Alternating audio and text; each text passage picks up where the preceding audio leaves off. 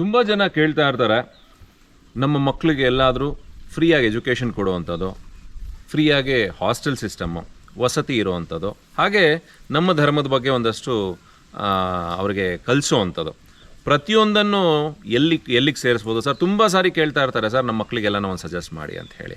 So ಅದಕ್ಕೆ ನಾನಿವತ್ತು ಬಂದಿದ್ದೀನಿ ಸೂರ್ಯಪುರ ಆಶ್ರಮಕ್ಕೆ. ಸೂರ್ಯಪುರ ಆಶ್ರಮದಲ್ಲಿ ನಾನು ಪ್ರತಿ ವರ್ಷ ಇಂಥ ಟೈಮಲ್ಲಿ ಒಂದು ವಿಡಿಯೋನ ಮಾಡ್ತೀನಿ.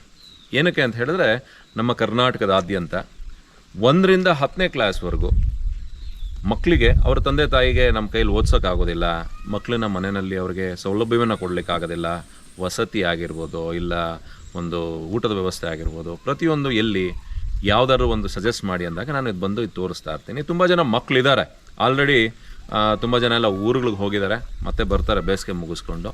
ಸೊ ಅಂಥ ಒಂದು ಜಾಗಕ್ಕೆ ಬಂದಿದ್ದೀವಿ. ನಮಗೆ ಎಲ್ಲೂ ನಮ್ಮ ಕೈಲಿ ಆಗ್ತಾಯಿಲ್ಲ ಅಂತ ಅಂದಾಗ ಇಲ್ಲಿ ಬಂದು ಇವ್ರಿಗೆ ಫೋನ್ ಮಾಡಿ ಸೂರ್ಯಪುರ ಆಶ್ರಮದಲ್ಲಿ ನಿಮ್ಮ ಮಕ್ಕಳನ್ನ ಆರಾಮಾಗಿರಿಸ್ಬೋದು. ಅವರಿಗೆ ಒಂದಷ್ಟು ನಮ್ಮ ಧರ್ಮದ, ನಮ್ಮ ಸನಾತನ ಧರ್ಮದ, ನಮ್ಮ ಹಿಂದೂ ಧರ್ಮದ ಒಂದಷ್ಟು ಪದ್ಧತಿಗಳನ್ನು ಹೇಳ್ಕೊಡೋದು, ಹಾಗೆ ಒಂದು ಫ್ರೀಯಾಗಿ ಎಜುಕೇಷನ್ ಕೊಡೋದು, ಪ್ರತಿಯೊಂದನ್ನು ಮಾಡ್ತಾರೆ. ಇಲ್ಲಿ ನಮ್ಮ ಜೊತೆ ಇದ್ದಾರೆ ಸೂರ್ಯಪುರ ಆಶ್ರಮದ ರವೀಂದ್ರ ಕುಮಾರ್ ಸ್ವಾಮೀಜಿಯವರು. ಗುರುಗಳೇ ನಮಸ್ಕಾರ. ನಮಸ್ತೆ. ಹೇಳಿ ಗುರುಗಳೇ, ಈಗ 1ರಿಂದ 10ನೇ ತಾರೀಕು ಪ್ರತಿ ವರ್ಷ ನಾವು ಹೇಳ್ತಾ ಇರ್ತೀವಿ. ಈ ವರ್ಷ ನೋಡ್ತಾ ಇರ್ತಕ್ಕಂಥವ್ರಿಗೆ, ಹೊಸದಾಗಿ ನೋಡ್ತಾ ಇರ್ತಕ್ಕಂಥವ್ರಿಗೆ ಒಂದಷ್ಟು ಮಾಹಿತಿಯನ್ನು ಕೊಡುವಂಥದ್ದು. ಈಗ ನಮ್ಮ ಹಿಂದೆ ಕಾಣಿಸ್ತಾ ಇರುವಂಥದ್ದೇ ಸೂರ್ಯಪುರ ಮಠ. ಈ ಸೂರ್ಯಪುರ ಮಠದಲ್ಲಿ 1ರಿಂದ 10ನೇ ತರಗತಿವರೆಗೂ ಮಕ್ಕಳನ್ನು ನೀವು ಇಲ್ಲಿ ವಸತಿಯನ್ನು ಕೊಡ್ತೀರಿ, ಫ್ರೀ ಎಜುಕೇಷನನ್ನು ಕೊಡ್ತೀರಿ. ಸೊ ಏನೆಲ್ಲ, ಯಾವ ದಿನಚರಿ ಯಾವ ರೀತಿ ಇರತ್ತೆ, ಅವ್ರು ಏನೇನೆಲ್ಲ ಡಾಕ್ಯುಮೆಂಟ್ಸ್ ಕೊಡಬೇಕಾಗತ್ತೆ ನಿಮಗೆ, ಮಕ್ಕಳನ್ನ ಕರ್ಕೊಂಬಂದವರು. ಸೊ ಅವ್ರನ್ನ ಎಷ್ಟು ದಿವಸಕ್ಕೊಂದ್ಸಾರಿ ಮನೆಗಳಿಗೆ ಕಳಿಸ್ಕೊಡುವಂಥ ಪದ್ಧತಿ ಇರುತ್ತೆ, ಅದ್ರ ಬಗ್ಗೆ ಎಲ್ಲ ತಿಳಿಸ್ಕೊಡಿ ಗುರುಗಳೇ.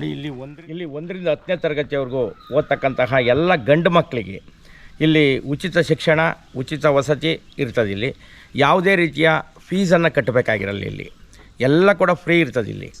ಮತ್ತು ವಿಶೇಷವಾಗಿ ಇನ್ನೊಂದು ಏನಂತಂದರೆ, ಈ ಸೂರ್ಯಪುರ ಮಠದಲ್ಲಿ ನಮ್ಮ ಸನಾತನ ಧರ್ಮವನ್ನು, ಸನಾತನ ಸಂಸ್ಕೃತಿಯನ್ನು ಬಿಂಬಿಸ್ತಾ ಇರತಕ್ಕಂತಹ ಮಠ ಇದು.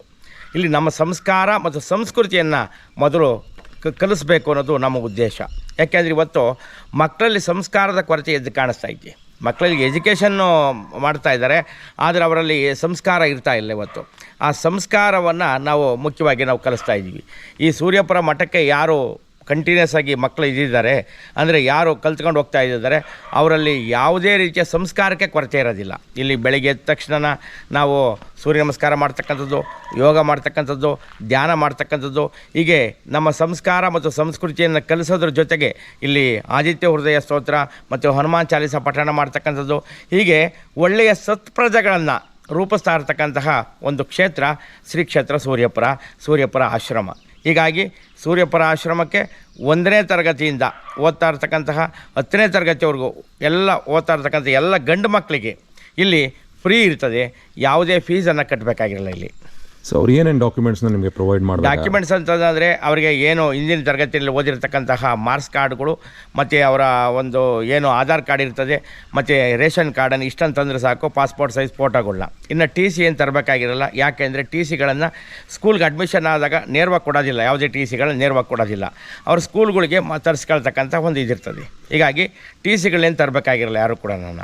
ಸೊ ಇಲ್ಲಿ ಪ್ರತಿಯೊಂದು ಉಚಿತವಾಗಿರುತ್ತೆ, ಎಜುಕೇಷನ್ನು ಮತ್ತು ವಸತಿ ಮತ್ತು ಊಟ ಪ್ರತಿಯೊಂದು ಉಚಿತವಾಗಿರುತ್ತೆ. ಸೊ ಹಾಗೆ ಎಲ್ಲಿಂದ, ಯಾವಾಗಿಂದ ಶುರು ಮಾಡ್ತಾ ಇದ್ದೀರಿ ಅಡ್ಮಿಷನನ್ನು? ಆಲ್ರೆಡಿ ಶುರುವಾಗಿದೆ. ಈಗ ಎಲ್ಲಿವರೆಗೂ ತೊಗೊಳ್ತೀರಿ ಮಕ್ಕಳನ್ನ? ಅಂದರೆ ಅಡ್ಮಿಷನ್ಸ್ ನಮ್ಮಲ್ಲಿ ಯಾಕೆ ಅಂತಂದರೆ, ಒಂದು 150 ಜನಕ್ಕೂ ಮಾತ್ರ ಅಕಾಮಿಡೇಷನ್ ಇದೆ ಈಗ.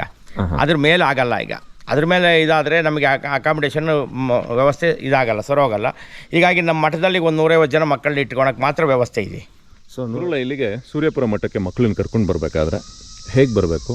ಅಡ್ರೆಸ್ ಏನಿಲ್ಲಿದೆ ನೋಡಿ. ಇಲ್ಲಿ ಬೆಂಗಳೂರು ಕಡೆಯಿಂದ ಬರ್ತಕ್ಕಂಥವ್ರು ತುಮಕೂರು ರೋಡಲ್ಲಿ ಬಂದರೆ ದಾವಸ್ಪೇಟೆ ಸಿಗುತ್ತೆ. ದಾವಸ್ಪೇಟೆಯಿಂದ ರೈಟ್ ಟರ್ನ್ ಆದರೆ ಮಧುಗಿರಿ ಪಾವಗಡ ರೋಡಲ್ಲಿ ಬಂದರೆ ಊಡಿಗೆರೆ ಕೋಳಲ ಅಂತ ಅಂದ್ಬಿಟ್ಟು ಸಿಗ್ತದೆ. ಕೋಳಲ ಕ್ರಾಸ್ ಮೇಲೆ ಸೂರ್ಯಪುರಕ್ಕೆ ಬರಬಹುದು.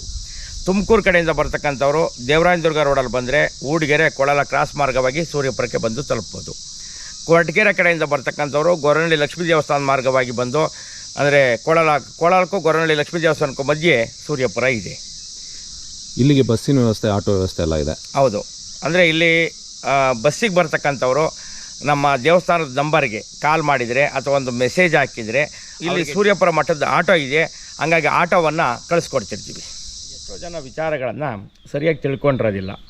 ಎಷ್ಟೋ ಜನ ಮಠ ಅಂದ ತಕ್ಷಣ ಇಲ್ಲಿ ಸ್ವಾಮೀಜಿಯವರು ಇದ್ದಾರಾ ಅಂತ ಕೇಳ್ತಿರ್ತಾರೆ. ಸ್ವಾಮೀಜಿ ಅಂದ ತಕ್ಷಣ ಸನ್ಯಾಸಿಗಳಿದಾರ ಅಂತ ಕೇಳ್ತಿರ್ತಾರೆ.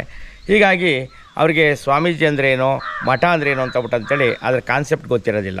ಮಠ ಅಂತಂದರೆ ವಿದ್ಯಾರ್ಥಿಗಳು ವಾಸ ಮಾಡೋ ಸ್ಥಳವನ್ನು ಮಠ ಅಂತ ಕರೀತಾರೆ, ಅಂದರೆ ಸನ್ನಿವಾಸ ಅಂತ ಅಂದ್ಬಿಟ್ಟಂತೇಳಿ. ಹೀಗಾಗಿ ಕೆಲವರು ಏನಂದರೆ ಆಶ್ರಮ ಅಂತಂದರೆ ಯಾರೋ ವೃದ್ಧರಿರ್ಬೋದು, ವಯಸ್ಸಾದರಿರ್ಬೋದು ಅಂತ ತಿಳ್ಕೊಂಬಿಟ್ಟಿರ್ತಾರೆ.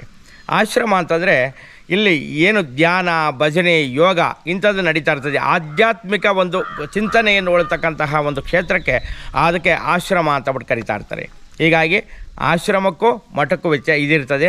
ಹೀಗಾಗಿ ಮಠ ಅಂತಂದರೆ ಅದಕ್ಕೆ ನಮ್ಮ ಸೂರ್ಯಪುರ ಮಠದಲ್ಲಿ ವಿದ್ಯಾರ್ಥಿಗಳನ್ನು ಪ್ರತಿ ವರ್ಷ ಅಡ್ಮಿಷನ್ಸನ್ನು ಮಾಡ್ಕೊಳ್ತಾ ಇರ್ತೀವಿ. ಸ್ನೇಹಿತರೆ, ಸೂರ್ಯಪುರ ಮಠ ಹೇಗಿದೆ ಗೊತ್ತಾ? ಸುಂದರವಾದಂಥ ಪ್ರಕೃತಿಯ ಮಧ್ಯದಲ್ಲಿರ್ತಕ್ಕಂಥ ಸೂರ್ಯಪುರ ಮಠ. ಸುತ್ತಮುತ್ತ ಗಿಡ, ಮರ, ಬೆಟ್ಟ, ಗುಡ್ಡ. ಮಕ್ಕಳಿಗೆ ಬೆಳಿಲಿಕ್ಕೆ ಒಂದು ಒಳ್ಳೆಯ ವಾತಾವರಣ ಏನು ಅಂತ ಹೇಳಿದ್ರೆ ನೋಡಿ, ಇಲ್ಲಿ ಯಾವುದೇ ಥರ ಹೊರಗಿನ ಪ್ರಪಂಚದ ಕನೆಕ್ಷನ್ ಇಲ್ಲ. ಇವತ್ತೇನು ಮೊಬೈಲು ಅದು ಇದು ನೋಡಿ, ಟಿ ವಿ ನೋಡಿ ಮಕ್ಕಳೆಲ್ಲ ಹಾಳಾಗ್ತಾರೆ ಅನ್ನೋದು ಭಯನೇ ಇಲ್ಲ. ಯಾಕೆ ಇಂಥ ಪರಿಸರದಲ್ಲಿ, ಇಂಥ ಒಂದು ವಾತಾವರಣದಲ್ಲಿ ನಮ್ಮ ಮಕ್ಕಳು ಓದಬೇಕು. ನಮಗೆ ಬಹಳ ಸಮಸ್ಯೆ ಇದೆ, ನಮ್ಮ ಮಕ್ಕಳನ್ನ ನಾವು ಓದ್ಸೋಕ್ಕಾಗೋದಿಲ್ಲ, ಅವ್ರನ್ನ ಸಾಕೋಕ್ಕಾಗೋದಿಲ್ಲ ಅಂತ ಹೇಳೋರು ಖಂಡಿತ ತೊಗೊಂಬಂದು ಮಕ್ಕಳನ್ನಿಲ್ಲ ಅಡ್ಮಿಷನ್ ಮಾಡಿ. ಆಗಲೇ ಅಡ್ಮಿಷನ್ ಶುರುವಾಗಿದೆ. ಇನ್ನೇನು ಅಕಾಡೆಮಿಕ್ ಇಯರ್ ಶುರುವಾಗ್ತಾ ಇದೆ ಮಕ್ಕಳಿಗೆ. ಸ್ಕೂಲೆಲ್ಲ ಜೂನೆಲ್ಲ ಮೇ ಮುಗಿದು ಜೂನ್ ಬರ್ತಾ ಇದೆ. ಸೊ ಆದಷ್ಟು ಬೇಗ ಬಂದು ನಿಮ್ಮ ಮಕ್ಕಳನ್ನ ಸೇರಿಸಿ. ಸ್ಕ್ರೀನ್ ಮೇಲೆ ನಂಬರ್ ಇದೆ, ಆ ನಂಬರಿಗೆ ಕಾಲ್ ಮಾಡಿ ಪ್ರತಿಯೊಂದು ಮಾಹಿತಿಯನ್ನು ಕೊಡ್ತಾರೆ. ಸೊ ಕರ್ನಾಟಕದಾದ್ಯಂತ ಯಾವುದೇ ಮೂಲೆಯಲ್ಲಿರಲಿ ಆ ಮಕ್ಕಳೆಲ್ಲ ಈ ಸೂರ್ಯಪುರ ಮಠಕ್ಕೆ ಸುಸ್ವಾಗತ. ಆತ್ಮೀಯವಾಗಿ ಬಂದು ಅವರು ಒಂದಷ್ಟು ಧರ್ಮದ ಬಗ್ಗೆ ಎಲ್ಲ ಕಲಿಬೋದು. ಧನ್ಯವಾದಗಳು.